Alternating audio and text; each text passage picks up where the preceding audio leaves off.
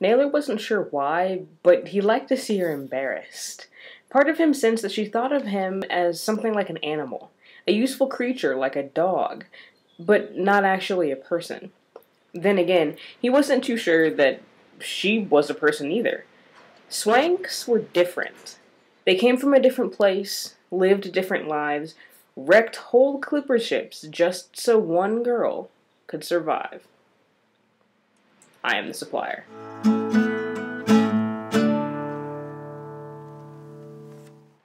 Shipbreaker won the 2011 Michael L. Prince Award for Excellence in Young Adult Literature. And starting with, I think, Looking for Alaska for me, I really like reading the books that are award winners or the books that make honor books. So Shipbreaker fell onto that list. And I just happened to get it for cheap at a Borders going out of business sale. Shipbreaker is a post-apocalyptic novel. That means the apocalypse has happened, and the world that exists in the book is what is the result of that. The main character is Naylor.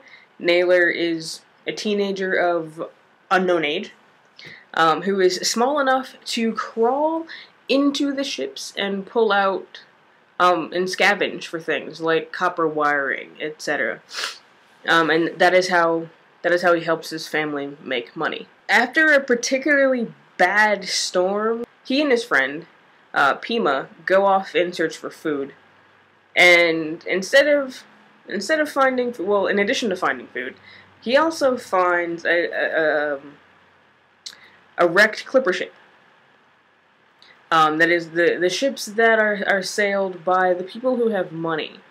And he and Pima are like, oh yeah, this is awesome, we can make a lot of money off of this, and it's going to be our lucky strike. In addition to all of the things that they can trade for lots of money on the ship, they also find a girl. And this girl turns out to not be dead. What Naylor and Pima have to decide is what they're going to do with the girl and how exactly it is that they're going to scavenge this ship.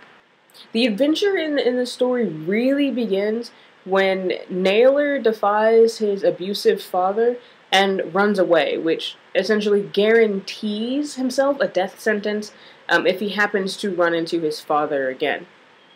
I'm not going to tell you any more than that because I really want you to read it yourself, because it's fantastic. But if you like dystopian adventures, then you will definitely love Shipbreaker by Paolo Bacigalupi.